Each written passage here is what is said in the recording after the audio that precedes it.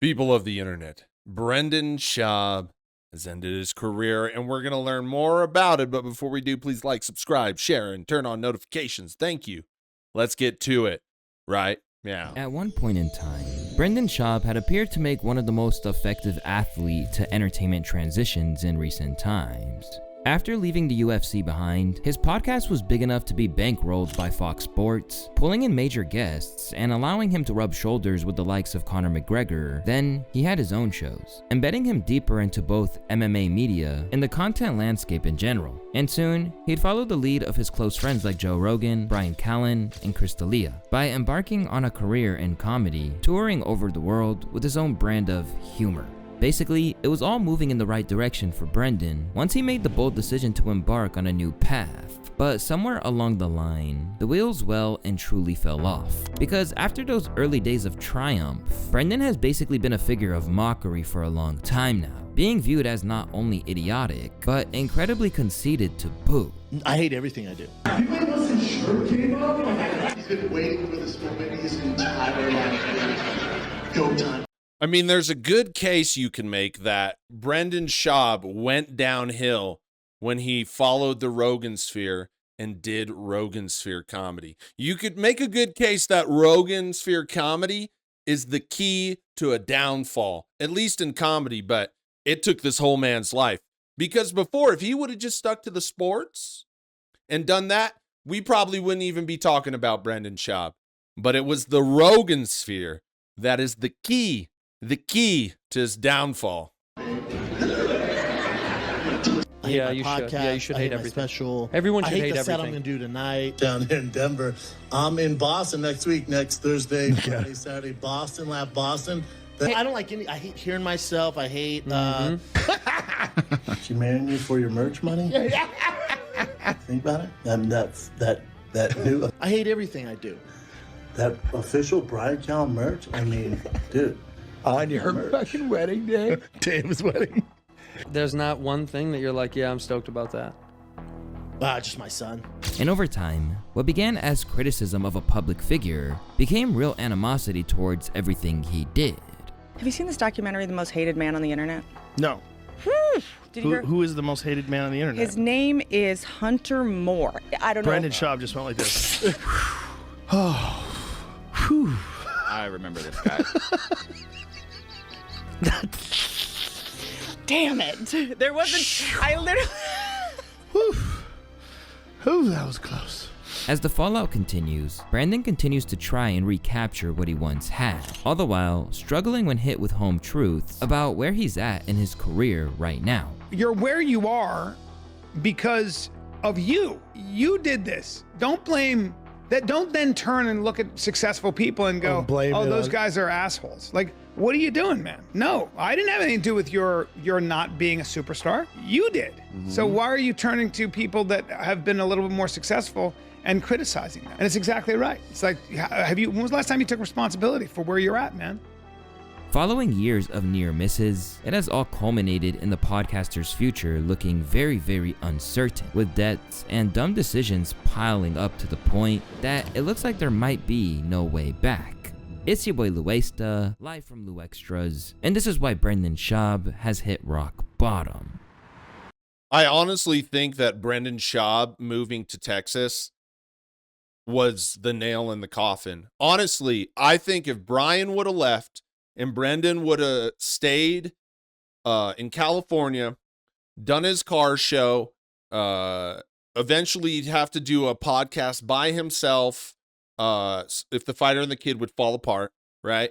He'd do a podcast by himself or find someone else. And I'm not saying Brendan still wouldn't be mocked in this way, but I think it would slowly go away. And Brendan still has a fan base. You know, some of you might find that hard to believe, but all these people we don't like, all the people that don't like what you don't like, I mean, they all have fan bases. And I think Brendan would have made enough money. He would have figured some shit out because he had distance, and he would have been fine.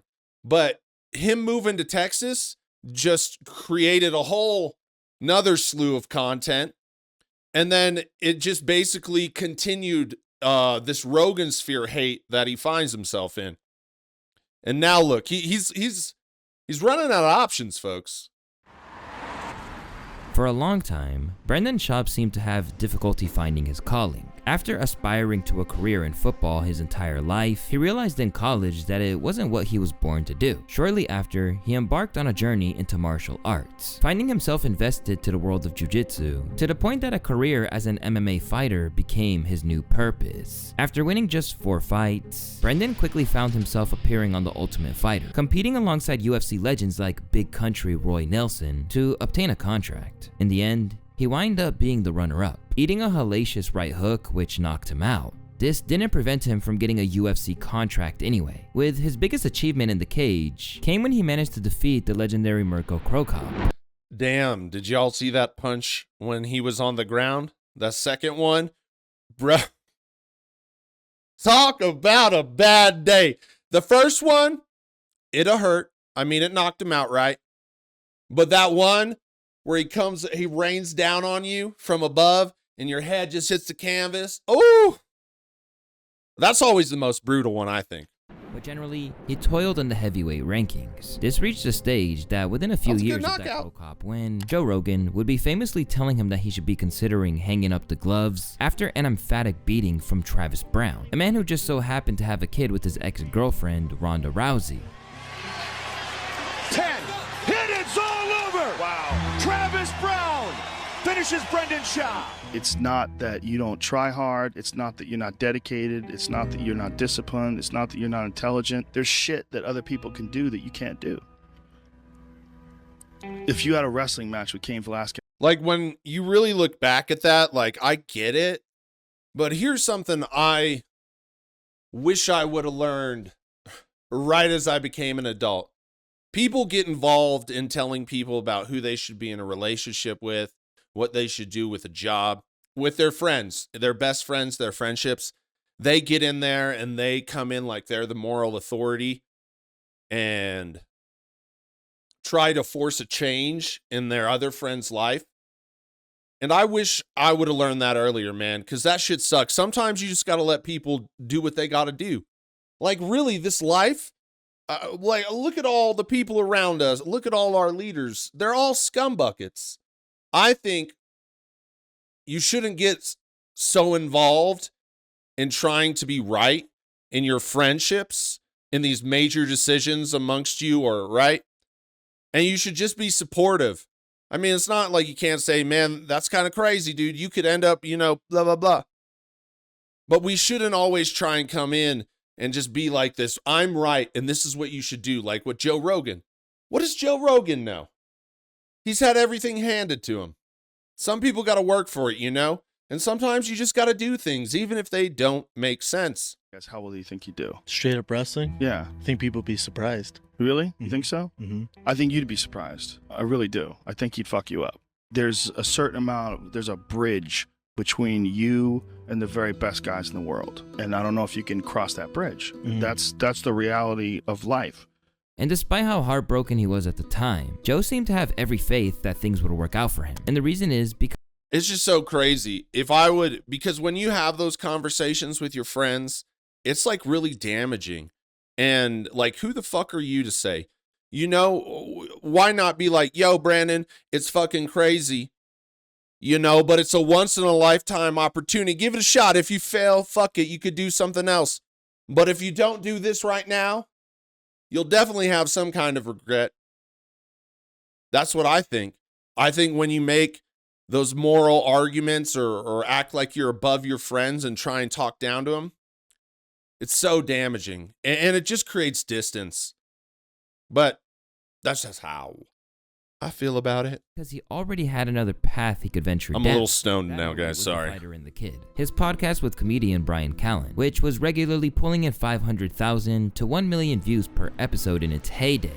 With that, Brendan's career had a second wind, with Schaub getting embedded into the Joe Rogan Experience crew to the point that he's one of the most recurring guests. But this accolade is also where the wheels fell off a little, especially because he earned a reputation as a yes man for Rogan. To fucking kill the shit out of people. Oh, ton. A chip on your shoulder and a thick skin. The biggest chip on your shoulder. And you also see the drawbacks. You see a huge drop. It is tough to deal with, but if it's the toughest to deal with. Got a dicey past in terms of the law. Some would say the diciest. A rough reason for why the roughest. No. Who knows? It's fun. It's the funnest. Yeah, it is fun. It's the best. You feel like this is a dirty business. Like, I don't want to be a part of your dirty business. It's the dirtiest business.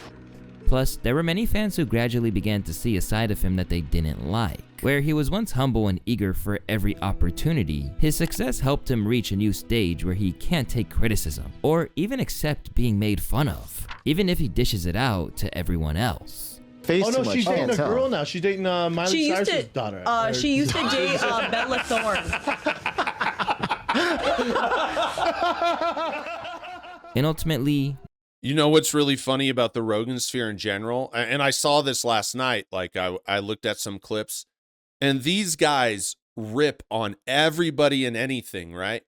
And they act like they're the top tier men. They're the alpha males, everything that. And that's a lot of the reasons I make my videos, right? Is it's just a reflection of their hypocrisy. And really, like, they are all the things that they make fun of. They are the weak men. They're the men trying to overcompensate. They're the men trying to be above other men. They're the men that are trying to go for greed, power, and control. And everything they do is just pure hypocrisy. And that's why I make videos. It's not I'm not going to explain it. Keep it a mystery. these are just two factors as why he went from a man people wanted to support to a top 1% of subreddits that's basically dedicated to chronicling his failings, as slowly but surely, he destroyed any goodwill that he had with bad decisions, weird behavior, and a whole lot of needless deception. It's almost like fighting. I actually believe if you're in a bar and a guy makes you mad enough to fight and try to really hurt him and knock him out, in a way, the times I've been in fights, I wanted to kill the guy. Can you relate to this, Jen, or am I the only normal person in the room? Any fight I've ever been in, I've been in way more fights than you. You're talking about street fights, right? Yeah, I'm talking about I've been street fights. I've been more street fights. I don't think than you've been bro. in more than I've been. I've been in. Bro, I've been you in grew a up lot. rich. What are you talking? Hold on. Don't tell me that because you don't know what the fuck you're talking about. You've been more fights than me. I've been in as many fights as you've been in. Oh my god! In the street, I know you, dude. You don't fight. Were you in a lot of street fights in your life? No, zero. I got in one ever in college, and then that's about it. My brother was always the one getting in fights and beating me up. Over the course of the fighter and the kid's early success, Brendan began to get himself a reputation as someone who wasn't afraid to be.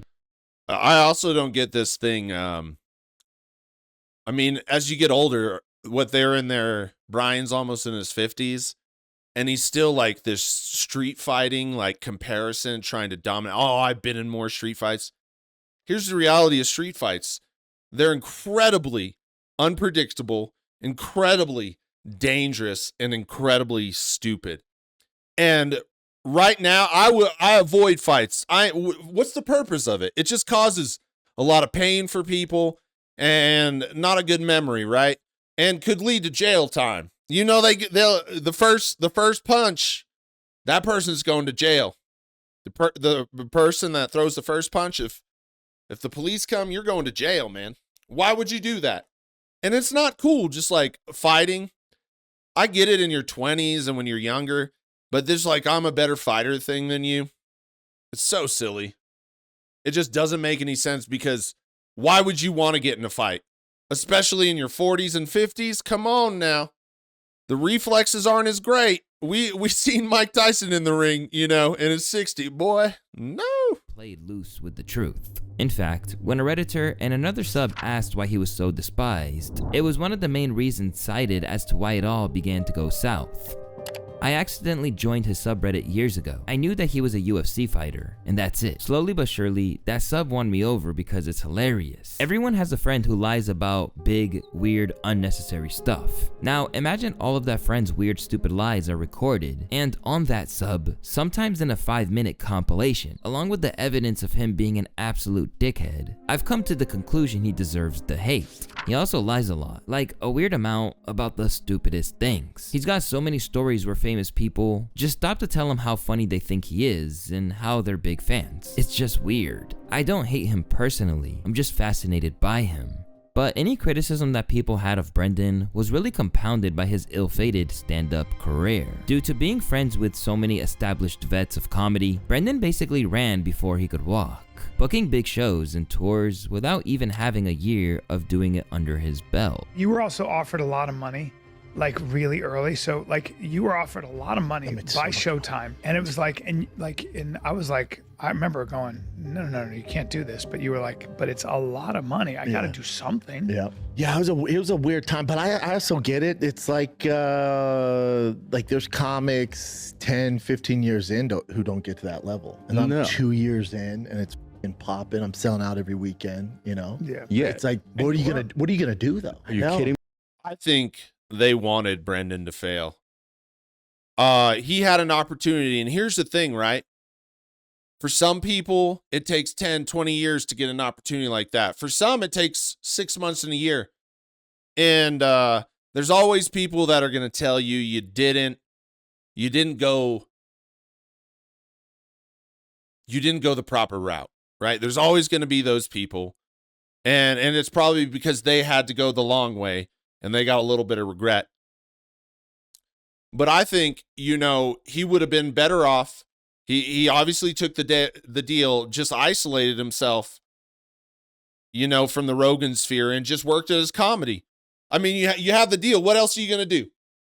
What else are you going to do? Right? If he took the deal, he should have just worked on his comedy and gave it his best shot. But I think all these guys around him, they just wanted him to fail. And I'm not excusing Brendan for his behavior or saying he didn't contribute at all. But I really think the Rogan sphere, since the minute he was in it and he said he was going to comedy, I think they wanted him to fail. Honestly. Just look at how Joe, Brian, all the people talk about him throughout the years after he started doing comedy. Yeah, but it was he wild. was already kind of famous. Like Yeah. UFC, the podcast was number 4 in the world, maybe number 2 at one point. And because he skipped those pivotal early years of paying his dues, the material left a little something to be desired. And in some cases, he would commit the cardinal sin of comedy, stealing jokes. You know my favorite food is fajitas. I love fajitas. Do you like fajitas? Ever get those? Yeah, you do, right? They're good. Because it's more than a meal. It's very exciting. When you order a fajita, you order them, and then a couple minutes later, they bring them out, and it is loud. Smoke. It's like 4th of July. Everyone's like, oh my God. What is that? What the fuck is that? I want that same feeling? I go to Chili's and order fajitas. You know what I'm talking about. You order those fajitas, it's fucking popping. Like, those fajitas hit the floor, it's all... You're like, what the fuck? Come on. Right here, bitch. Right here. From there on out, Brendan relentlessly hit the circuit, delivering set after set of jokes, which didn't necessarily... Do you remember back in the day when Chili's and Applebee's, when they used to be like halfway decent and not all this manufactured crap food? It used to be nice to get it popping at the Applebee's, and then the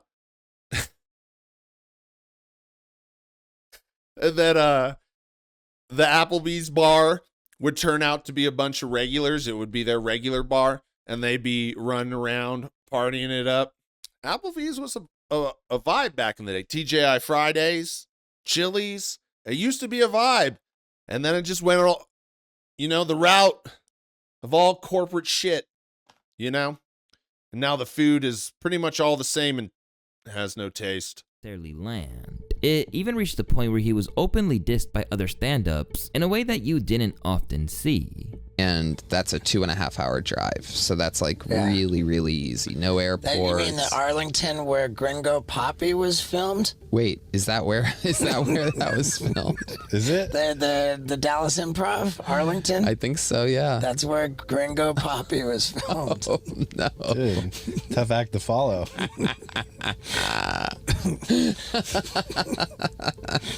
Pressure's on. Oh, man. I can't stand Steve-O. I think he's the worst kind of schmuck. Just a guy that got sober and now he thinks he's better than everybody. Just go look at all the shit Steve-O did on film. How could Steve-O say anything about anybody? He was an absolute fucking maniac. But now he tries to act better than people. It's so annoying. I don't even want to listen to him, but we're going to. Gosh, okay, here we go. Man, how do you know that? How do you know that was filmed there? I was fascinated by the entire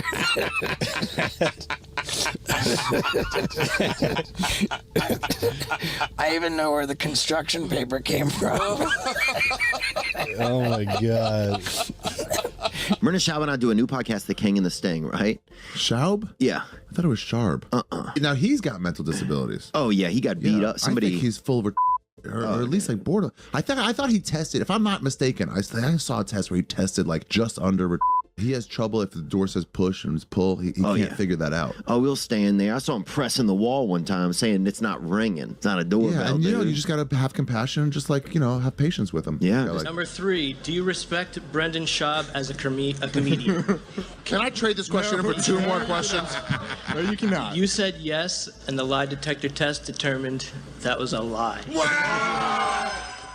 Meanwhile, his you see, Brendan Schaub, has made plenty of mistakes, but everybody shit talked him the whole way. As soon as he started doing comedy, just shit talked him. They're just as happy that the Gringo Poppy came out as all the other people that hate it. They are just as happy to see that thing flop. And I just think, look at all the comedy in the Rogan sphere. None of them are known for comedy. They're only known because Joe Rogan said so. All their comedy careers, all their specials are absolute garbage. They just didn't want to see anybody rise above them. Look, they got to take the blame too. They're mean little nasty people. Mounting ego didn't help, particularly when it was routinely patted by his team. I was scrolling through Instagram, and there's this guy working out. He's doing something. And the voiceover says, people aren't proud of you. They're just surprised you keep making shit happen. You ever think about that? And I thought to myself, no, I'm not surprised you keep making shit happen. I'm just proud of you. That's a big difference. I'm proud of you because this has been a motherfucker. And I think in the darkest 2 years that we've met, for us anyway, that we've met, since we've met, you kept kicking the sandbag down the road. And here we are. You did this special. And in the end, the result was that both of his comedy specials are widely regarded to be among the worst of all time, scoring historically bad scores on IMDb and essentially becoming a meme. Showtime! World star! The fucking fiesta! Cabron, look, cabron. Puto!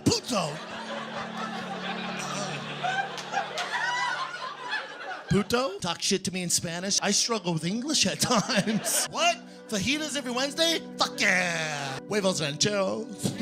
Carne asada. Dude, the Gringo Poppy's gonna be like the Rocky Horror Show, or like, is it called Goblins or Goblins 3 or something? That weird movie where it's so bad that they just have like people dress up in the costumes and reenact it, or like watch the movie and say all the lines. Once Gen Z catches onto this is going to be their Rocky Horror Show. I'm telling you, it's a prime opportunity for that kind of thing. Red chili, bean cheese. I need a fucking tater tot once a week. Maybe Brendan's not trying to shit his pants tonight. How about that? By surrounding himself with comedians like Callan and his other co-hosts on shows like The King and the Sting, such as Theo Von and Chris D'Elia, Brendan appeared to side himself into believing that he was a comedian of their level. But it turned out that nothing could be further from the case, with Brendan basically becoming a punchline in the scene. However, it's fair to say that it wasn't just bad jokes that earned him this reputation and paved the way for the ruinous state that he's in now. His sleaziness certainly didn't help matters either. As a husband and father of 2, Brendan Schaub will always tell you that his family comes first. Later down the line, it'll even be his reasoning for abandoning comedy. But it's fair to say that the reality of the situation is that he's not exactly a supportive partner. In fact, he won't even learn a language that his wife and kids speak purely because he doesn't want to. Who the fuck is Who's Marshall? Don't just say that. I don't know that fucking Last night I popped off because Joanna's aunt's staying with us. Yeah. Her English isn't great, but it's not terrible. How's your Spanish? Awful. I speak no Spanish. But we're all the kids are. How long you been together and you don't speak Spanish? Forever. You'll never. You just gave. No, what am I going to pick it up in my mid-30s? Well, yeah, but well, no, but no. I'm in America. I speak English, right? So we're around the dinner table, and they're talking, dude, for an hour. The entire conversation in Spanish. I'm just staring at the wall, and finally go, well, fuck me. Well, I'm just going to sit here and stare at the fucking wall while you guys have a great dinner. Dude. Yeah, it just Spanish. I'm like, after 45 minutes, I went, I feel like it's disrespectful. A little bit, right? A little bit. You're just. I have no clue what they're talking about. Left out. Nothing. So I'm like, I should go eat in another room. No, what I'm gonna do? No.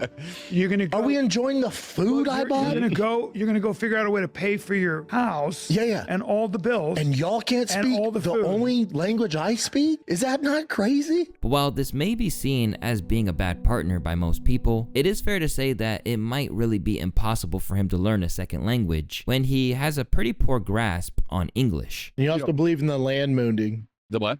The land mooning. The land mooning. The mooning. Moon landing. The landing on the moon. Jesus. That said, it's not just his unwillingness to learn his wife's customs and culture that's the So they were saying earlier, some guy was calling people dickheads, right, in the comments, calling Brendan Schaub, you know. Let me tell you something. Everybody that participates in the comments are dickheads. The internet is all dickheads, right?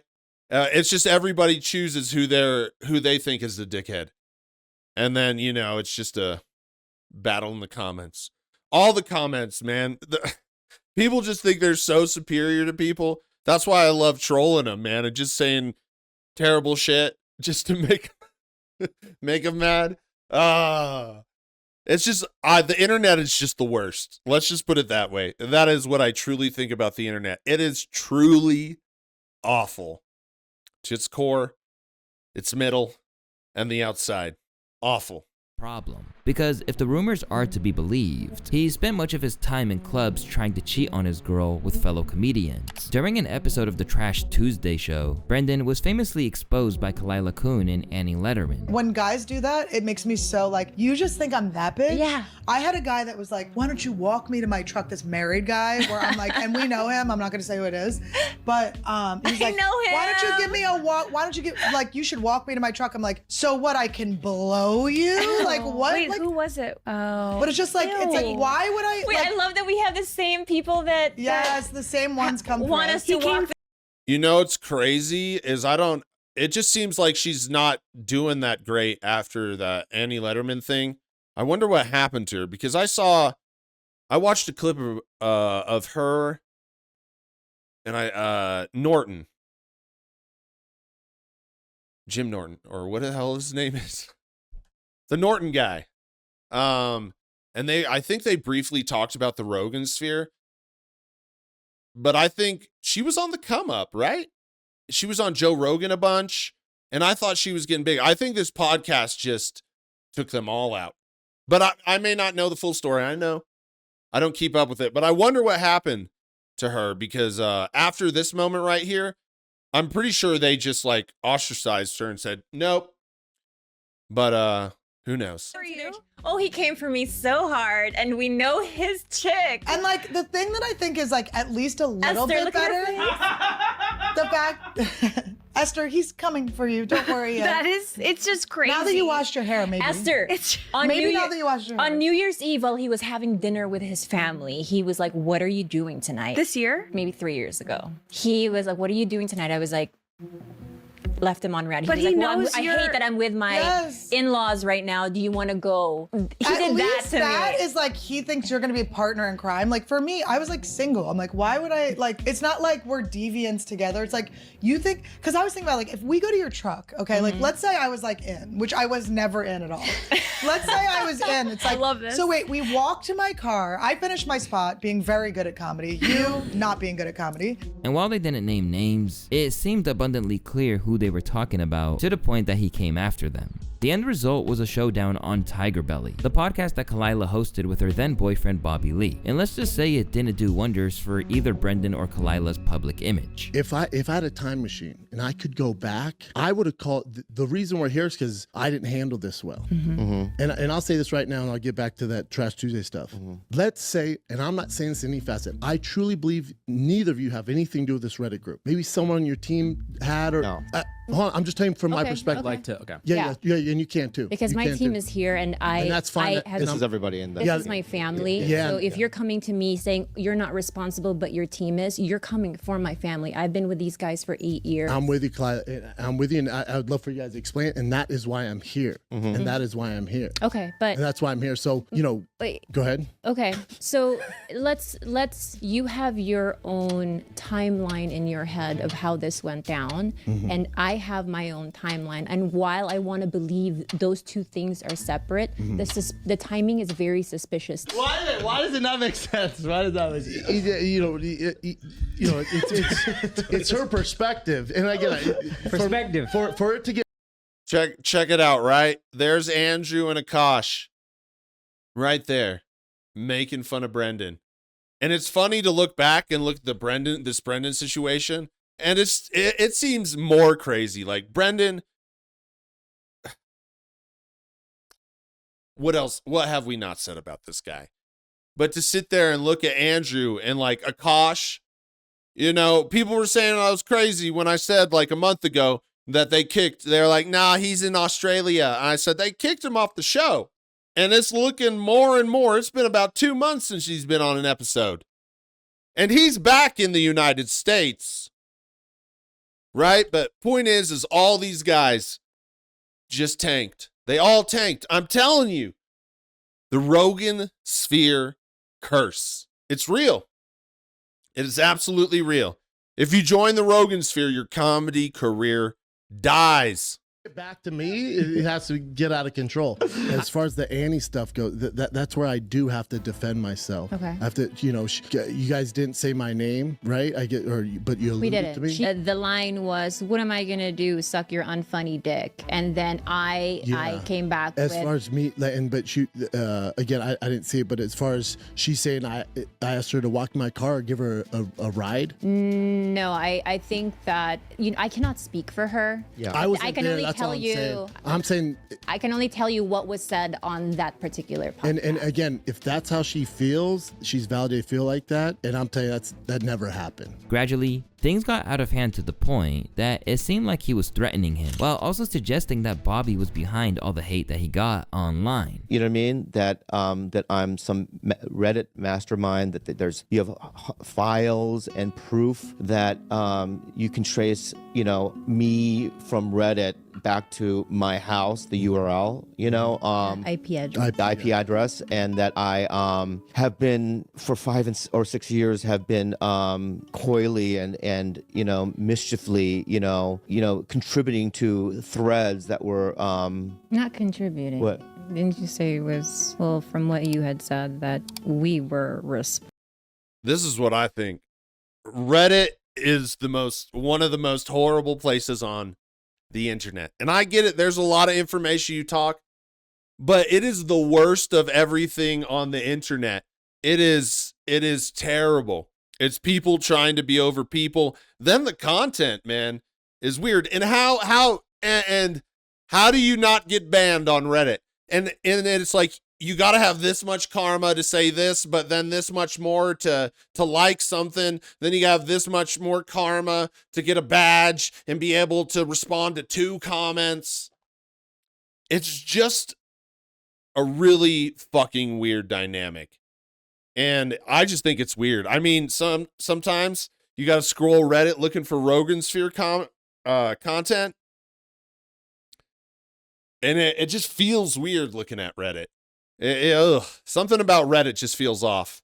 Responsible, right? And that that you were gonna expose me to Rogan and all these people, and that I should get a lawyer, and that I mean, this is what you told me. And also, just mind you, it was at a level 10 of rage. It wasn't like a soft-spoken, very aggressive. Yeah, it was extreme you know what I mean, threats, and then you called Kalila things I don't even want to mention. I did not. I know you didn't. I would, and I haven't heard what you guys said. I don't talk like that. I would never call Kalila that. That's not in my Brendan, verbiage. you called me that on the phone call we had. On March 3rd, you text Bobby asking if he's handled the quote-unquote Kalila shit yet because you're still getting negative comments. In this text chain, you said, I don't want to have to get nasty with her, but if I have no choice, this is all direct quotes, I can def play that game. And this was referring to the months that Bobby and I were in an open relationship, thinking that that was somehow going to directly hurt me. Yeah, obviously, I mean, it's like, you know, the open relationship, you and I, we were, that's not for the,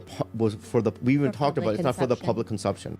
And while Kalila isn't actually beloved either, lashing out at someone as beloved as Bobby didn't go well, to the point that both Schaub and his comedian comrade, Bryan Callen, basically apologized to save face. Yeah, I mean, I don't know where I would see Bobby. I'd be cool. I have no animosity towards him. I don't care. I think he's hilarious. He's so talented, but, you know, I'm sure he feels the same way. It's like, my life doesn't get better if me and him are friends. You know, neither does his. So all good. You know, all good. Well, I think he's a great guy.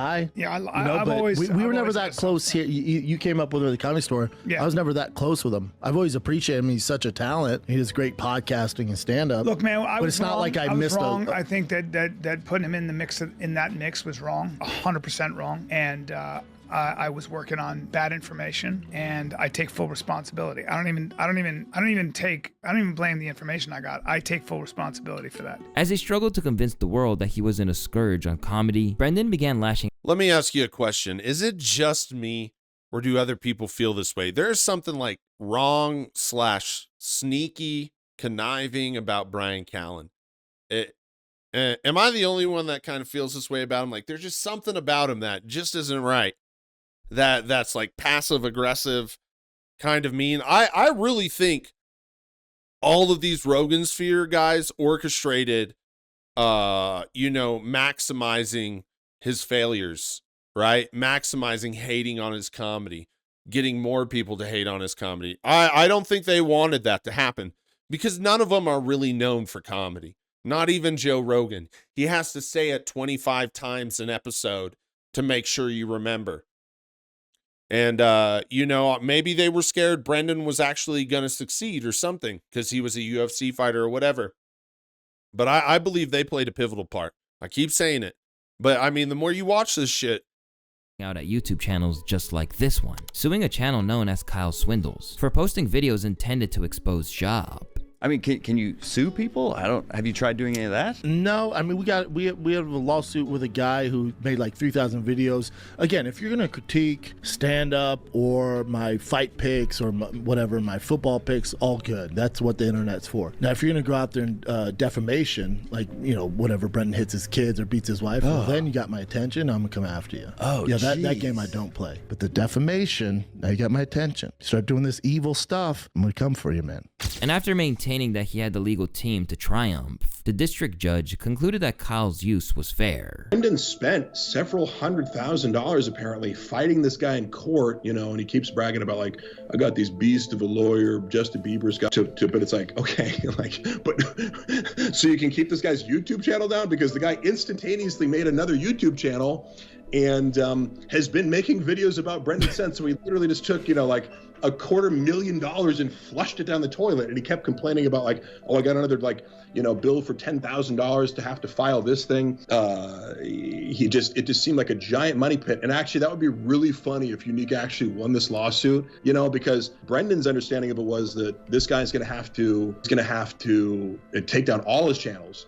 As things continued to go wrong, some internet commentators suggested that there's some kind of hex on Brendan, as once someone leaves his inner circle, they seem to instantly prosper. Meanwhile, Brendan just keeps faltering. After a good run on The King and the Sting, Theo Von left the show. I'm going to be taking a step back from being on King and the Sting. I just want to thank you guys for just being a part of my life and letting this show be a part of your life. And,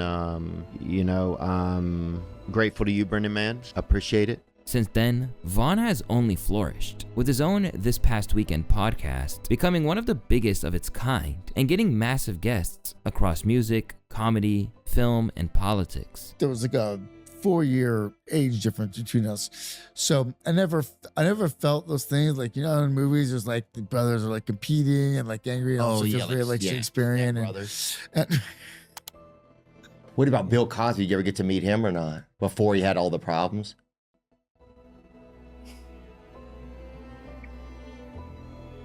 Is being a rapist one of the problems? Oh, sorry. And in typical Schaub fashion, he started sniping at his friend as soon as he garnered the world's love. There's Theo. This one's gonna be a bonfire. Way to go, Dana. $79.99. God, you're too good to us. Uncle Dana, thank you. God bless you. Merry Christmas. Did you get my card in the mail? Who's saying that? Theo. He tries to make every pay-per-view. He tries to make the tweets on every single pay-per-view.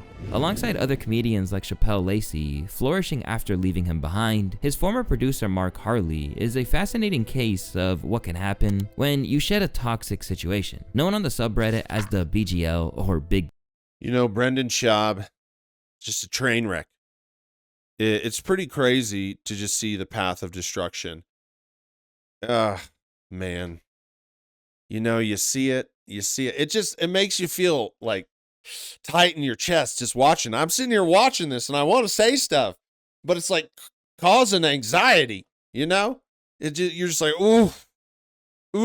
Gay lion. Mark was a struggling actor who eventually went on to become Brendan's handler. And while he once resided directly in his corner, Mark completely turned against him after being unceremoniously fired and began exposing the real Brendan that's supposed to be hidden from the masses. If you're a comic, Brendan talks about you. Brendan is a narcissistic asshole who lies to people and defames them behind their back. That's not the kind of guy that I feel any sort of loyalty to protect his nature now. You know, you could be Joe Rogan and he does a TED Talk. You know, it's like everything's like he'll find a way to, you know, the mental acrobatics that he does in order to dismiss other people who are more successful than him is astounding. Over time, this progressed to leaking voice notes and DMs from Schaub, where the unguarded side was on full display. I've been contemplating whether hitting you back down. You seem really upset. No, I don't. Obviously. I didn't. Man, if you wanted to hurt me, you got me, brother. You got me. Definitely got me. I'm bleeding out. I don't understand it. I don't understand it. It's weird. I'm not even mad. I'm not even mad. You know, I'm not even mad. I'm not. I don't know why. It's weird. I'm not mad. I'm just hurt, man. I'm sad about it. It's all about me. I'm not even hurt. You're a friend, man. You're a really good friend. You don't have a ton of friends. So you know I don't have a ton of friends. It is what it is. Yeah. It is what it is. Why? I hope you're doing okay. I hope you're doing okay. I hope you're doing okay. Obviously, you're mentally unwell, and that's the reason you're doing this, right? Even now. Then he did the unthinkable and actually engaged with the infamous subreddit directly, hosting an AMA where he labeled Brendan a pathological liar and opened up about what the whole experience had taught him about the kind of people worth avoiding in the future. Biggest life lesson: just everything about figuring out a narcissist and not involving yourself or exiting as quickly as possible. If someone has a public track record, look into it. If someone has tens of thousands of people saying they're a piece of shit, engage them with an open mind and let them make their case. The first time we talked, he tried to tell me I was misremembering the macros I wrote down for the diet I made him. I dismissed it as a one-off, but it would set the stage for everything to come. It's always worth pushing back. The first time something happens because narcissists are habitual boundary testers. LOL, Bappa lies about everything. Now, Mark is excelling too, appearing in Super Bowl commercials and music videos alongside A$AP Rocky. Meanwhile, Brendan's failed pursuits just keep racking up. Despite claiming to be so tight with Rogan, he could. Man, this is just hard to watch. Brendan put himself in some shit situation, like some, you know, these separations he had with people. They're not just like, you know, maybe we should try something else, or they're like these deep riffs, and it's hard to watch. You know, I know a lot of y'all are obsessed about the homeless cats or whatever. You're obsessed with Brendan Schaub, but I say it every time I watch it, man. It's just you can't focus on this guy. I can't make videos about this guy. It's just oof. I don't know. Maybe it's just me, but it's just hard to watch this guy. He's just like running his head into a wall. and I can't watch the carnage anymore. Couldn't even get into the podcaster's famed Mothership Club, even after moving to Austin. Soon, he stepped away from comedy, citing a desire to be closer to his family. Yeah, I had to cancel Austin and Nashville. And usually I hate doing that stuff. It happens. But yeah, I think this time I just don't care. That's where I'm at. I gotta be home more. I'm gonna pull back from touring so much, and I just gotta be home, man. I can't miss Tiger's games. Can't miss my Bosty growing up, baby girl. I can't do it anymore. I'm tired, man. I'm tired. Yeah, I've been hustling for over 12 years now. Not that I'm gonna stop doing the pods, but as far as the plane life and stuff like that, I gotta chill out. I can do spots in LA, I can do local, SoCal, NorCal, but going international or, going across the United States ain't happening right now. So I'm gonna take a break from that and just focus on family and do my thing, man. But his moves into business hasn't worked any better than his stand-up career. His questionably named whiskey brand, Tiger Thick, still has bottles left over from the first batch, while a potentially fraudulent truck giveaway, which was intended to sell merch for Dry Fast All Gas's YouTube channel, didn't look good for him either. I mean, his podcast views certainly aren't paying the rent nowadays. And he really hasn't done another truck giveaway ever since people found out that the last truck he gave away was being sold in Palm Beach, Florida, the same city his manager lives in. The most recent car Brendan gave away is to a pastor by the name of Blake in Texas, and that truck just popped up for sale in West Palm Beach, Florida. And this was all confirmed by the Drive Fast All Gas decal on the back windshield, which is Brendan's car page. But what also set off the internet sleuths is that Brendan's manager, Lex McComan, lives in West Palm Beach.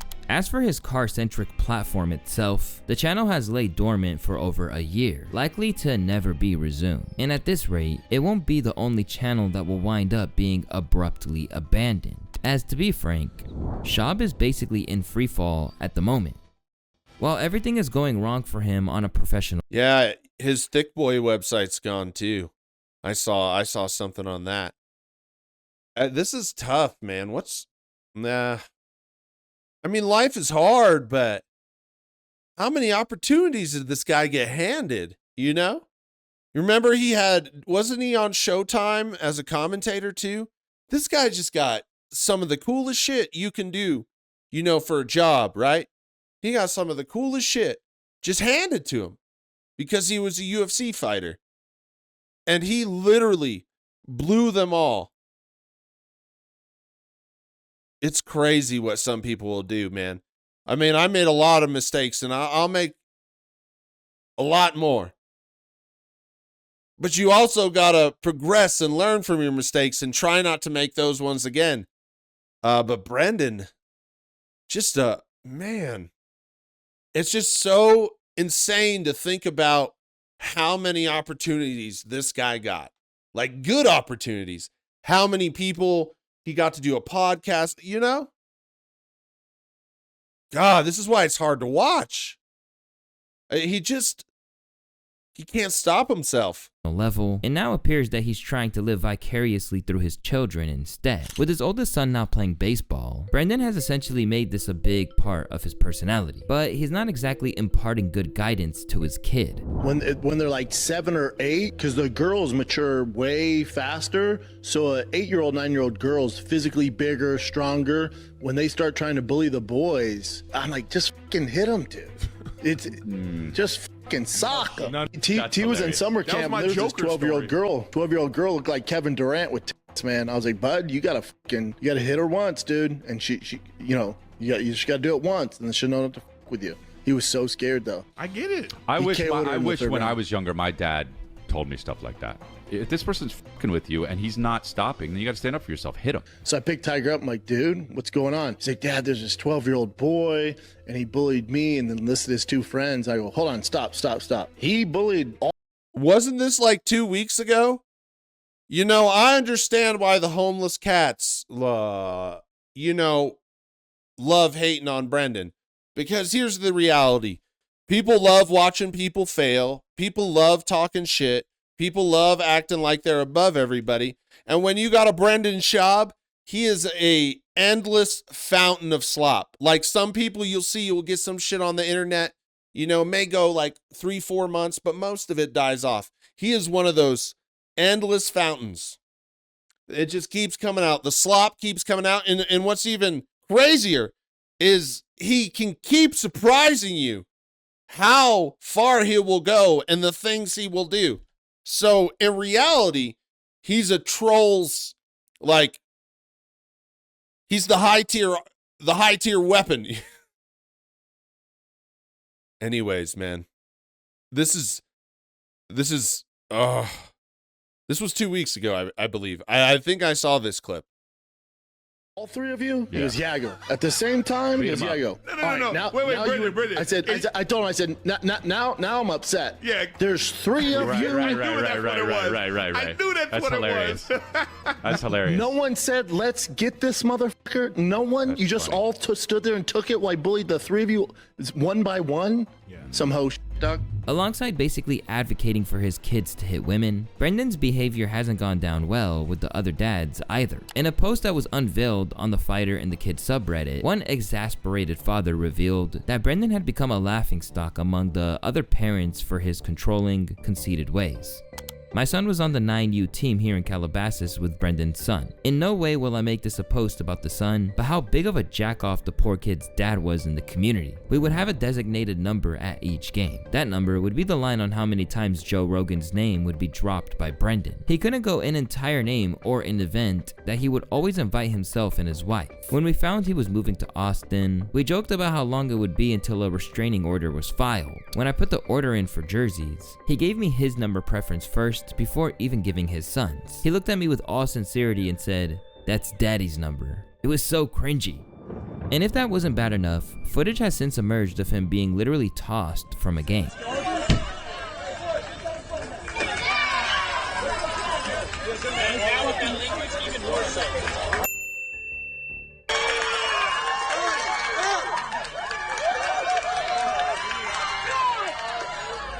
Away from the baseball field, things really aren't going any better, as by all accounts, his podcasting career is on its last legs. After he followed everyone down to Austin, Brendan immediately struggled with it. You going through a tough time? And I was like, I just moved to Austin, man. Yeah, I'm trying to find my way. I'm heartbroken about LA. And he was like, yeah, Texas is great, man. Best decision I ever made. He goes, but you should know it's no LA. Because you're going to miss. There's no replacing LA. And I was like, oh, how long did it take you to get like, back in your routine and feeling comfortable? It was 3 years. I went, what? He goes, yeah, tough 3 years. And now it seems like that quest to find his feet isn't picking up any steam. For one thing, he and Callan seem to dislike each other, particularly as Brian gets increasingly disillusioned with how poorly his own career is going after a string of allegations that could be its own video. We're back, and I want to apologize for leaving again. But it's only 10 days, 11 days, 10 days. It was 2 weeks of filming. You know what you got to do? What? Just show up. That's right. Hey, and you can't even do that. Right, but listen, I'm going to get us some great guests. I'm at the mothership. I just want to point out, you don't realize how bad it is for Brian Callen. His YouTube, his main YouTube channel, he's trying out these new things. And he's getting like 1,000 to 2,000 views when I last looked at it, like last week or something. His videos are doing terrible. And then the thing I had a video on yesterday, his new improv show, he has 800 subscribers. You're telling me that these guys are the best comedians in the world, and this dude can't even get 1,000 subscribers? And he has lots of shorts. That whole improv thing is just all of those crazy shorts. Telling me one of the best comedians in the world, 800 subscribers. It's really bad for him. And Joe Rogan's probably propping him up, like with a mothership gig. But these comedians can't stand on their own 2 feet. And this year, it's really showing. I'm at Creek in the Cave. We got to get Johnny Depp on. Yep. Get Johnny Depp. Jared Leto. We got to get Elon Musk on. Got Elon on. Elon's in Austin. But yeah, so you're missing 2 weeks when we just got her, so that's cool. But she's so much stronger than Brian. But I mean, Brian, if you could. Brian could do that. Brian just do like this. Not a chance. Yeah. She did hold it up, though, so that's pretty impressive. Yeah. I don't like this podcast. Shit podcast. But even as their dynamic crumbles, Brendan is still blasting his haters. Some of the people that edit these videos of, these reaction videos, or, the downfall of Shane Gillis or Andrew Schultz or Brendan Schaub, it's like, buddy, clearly you have editing skills. If you just focus on it, you'd have a career, dude. Like, if you did something creative where you weren't, just giving an opinion on somebody else's talent, like, dude, you could fucking do this, man. And while he insists that he takes this all in his stride, he's clearly anything but unbothered, going as far as suggesting he wants a distribution model where his content is no longer accessible to the general public that's so critical of him. We're flirting with the idea of doing Patreon, aren't we? I'd be down for it. We've never really done. I'd be down for it because we've been around so long. Are we as big as we were 10 years ago? No. But the one thing we have is hardcore fans. Yeah. So it'd be for them. Yes. That's the reason I would do it. Yeah. And you can regulate, so because a lot of the Reddits and the YouTube, it's super toxic. You can get rid of all that. So you have hardcore fans like, oh, thank God I can finally comment again and not get destroyed. Yeah. Or get made fun of. That's cool. That's why I would do it. Along the way, they've only deepened the wider audience's distaste for him, dishing out some truly ridiculous takes on matters like the Epstein files. But then they also played them. Like Elon Musk and Trump are playing checkers while everybody else playing chess. What do you mean? Oh, because remember we thought there was a feud between them. Elon goes, Trump's in the Epstein files. Yeah. You need to release him. Yeah. And Donald's like, no, I'm not going to release him. Actually, I am. Check it out. Well, remember, brother. They've had these files forever, by the way. I know. It's not like they... Isn't it crazy? Everyone thought Brendan might be getting better. Everybody hoped. There was a little hope that Brendan might be making a change when he was correcting Brian. And then he said some dumb shit like this. And it looks bad. Because now those extra, when Bondi got the old subpoena, she released the rest of them files. And boy, oh boy, they were about Trump. How about that? That was a good thing. That I did not think that was going to happen without 5 years of litigation or something. I was surprised to see those things. It's like he can't deny it anymore. Right? I mean, there was no way he... Morally, you think he could? Or you think him being in the files that much? There would be no way, but somehow he did deny it. And people bought it. But you can't, maybe he will find another way. It just none of it makes sense, right? How these guys are still making decisions for our country. What? Bro, we're living in a fucking crazy ass movie right now. Just got him. Yeah. Trump, they're aware of it. Elon's aware of it, right? So Elon and Trump are fighting, blah, blah, blah. Release him. You're in the files. And the whole media goes crazy. Everyone's like, yeah, Trump's in the files. That's why he's keeping him. Trump goes, I'll release him.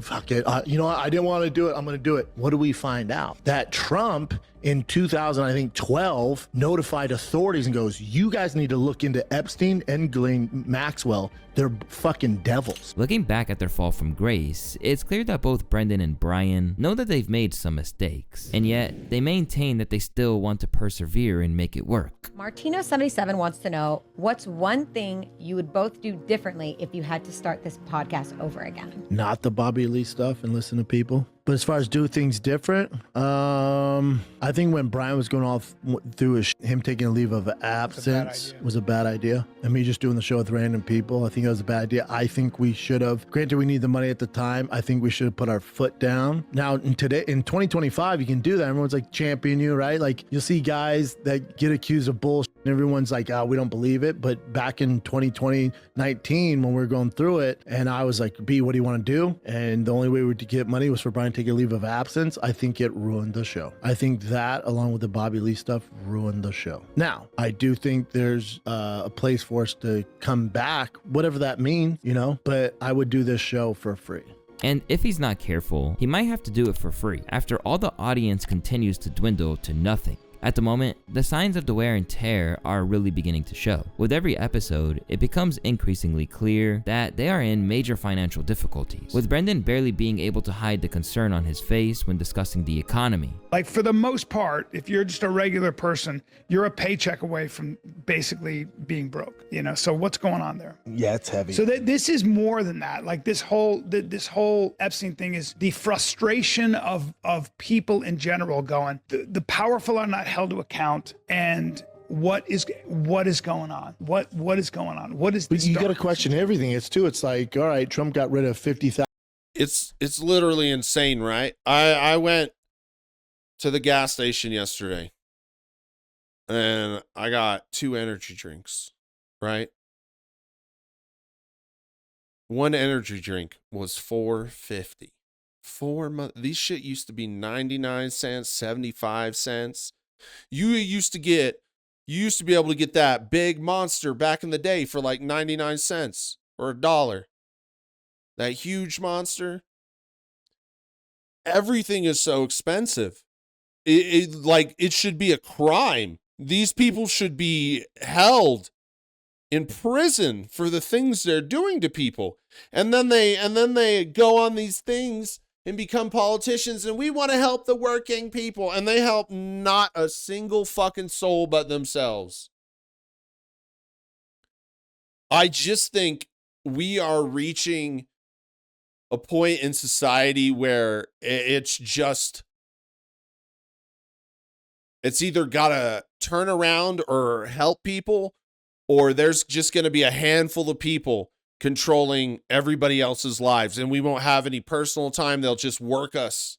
You'll be born, and then as soon as you're able to work, you'll just work till the day you die.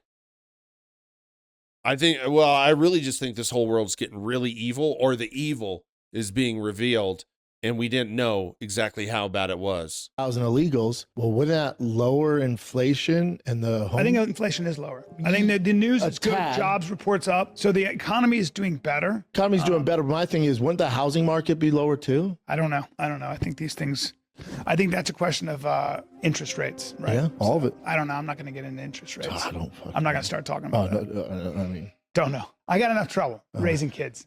Recently, it was rumored that he's already listed his $3 million home in Austin, while the crew appeared to be downgrading into an even more rundown studio than the storage unit they were already recording in. Are you getting a new studio?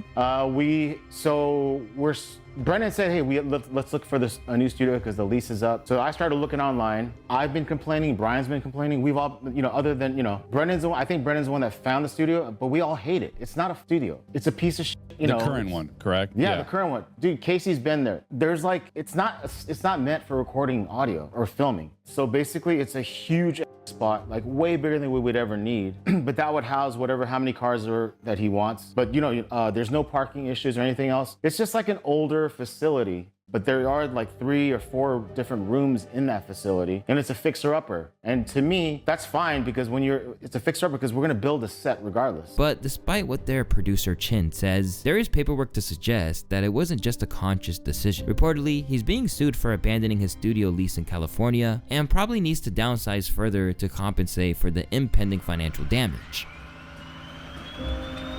As it all comes crashing down, Brendan is trying to re-enter the comedy circuit with a live podcast, something which he previously said he'd never do. So when did you first do stand-up? Would be doing the live Finding the Kids with me and Brian. That was just straight, comedy show. But that was a stand-up show, not a live podcast? I never agreed with live podcasts. I think it's not the medium for it. It's a bad idea. I've never been to one where I've enjoyed it. Fellas, I know what you want to try. Golden Hour is live in Austin. Oh, yeah, we're doing it. Yeah.